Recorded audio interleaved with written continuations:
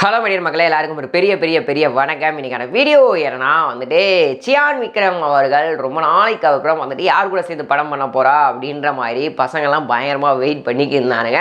So முன்னாடியே வந்துட்டு ஒரு அப்டேட்டும் கொடுத்துருந்தாங்க. சாந்தி டாக்கீஸ் அந்த ஒரு ப்ரொடக்ஷனில் வந்துட்டு டேரக்டர் மண்டேலா படத்தினுடைய டேரக்டர் வந்துட்டு இந்த படத்தை வந்து டைரக்ட் பண்ண போகிறாரு. மடோனா அஸ்வின் தான் அவர் சியான் விக்ரம் அவர்களை வச்சு சியான் 63 படத்தை வந்து டைரக்ட் பண்ண போகிறாரு அப்படின்ற மாதிரி டாக்ஸ்லாம் போயிட்டு இருந்துச்சு. அதுக்கான போஸ்டர்ஸ்லாம் வந்து கூட ஃபோட்டோஸ்லாம் வந்து கூட ரிலீஸ்ன்றது பண்ணாங்க. அவங்க 2 பேரும் வந்துட்டு மீட் பண்ணிக்கிறது, அவங்க 2 பேரும் வந்துட்டு உட்காந்துருக்க மாதிரிலாம் வந்து ஃபோட்டோஸ்ன்றது ரிலீஸ்ன்றது பண்ணாங்க. ஒருவேளை அந்த ப்ராஜெக்ட் தான் போகுது அப்படின்ற மாதிரி வந்து நினச்சிக்கிறதும், அதுக்கப்புறம் அது ட்ராப் ஆயிடுச்சா அப்படின்றது வந்து தெரியலை, ஏன்றதும் வந்துட்டு தெரியலை.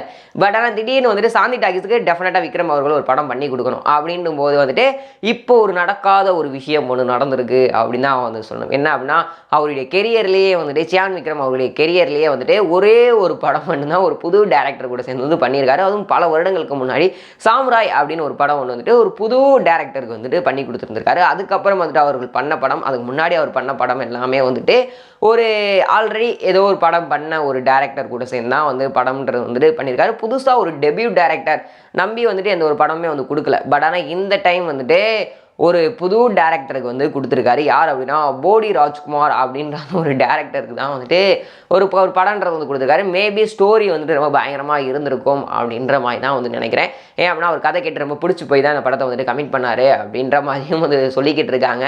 ஸோ வெயிட் பண்ணி பார்ப்போம். அதுக்கான போஸ்டருமே அந்த ரிலீஸ்ன்றது பண்ணியிருக்காங்க. ஏதோ ஒரு நைட் டைமில் அங்கிட்டு இருந்து கார் இருக்கும், இங்கிட்டு வந்து சியான் விக்ரம் அவர்கள் நின்று இருக்க மாதிரி அந்த லைட் ஃப்ளாஷில் வந்துட்டு காட்டுற மாதிரி ஒரு போஸ்டர் ஒன்று ரிலீஸ்ன்றது பண்ணியிருக்காங்க. டெஃபினட்டாக ஒரு பயங்கர இன்ட்ரெஸ்டிங்கான ஒரு ஸ்டோரியாக தான் இருக்கும் அப்படின்னு வந்து நினைக்கிறேன். இதுக்கு முன்னாடி வீரதீரசுரன் நல்லாவே வந்து இருந்தது.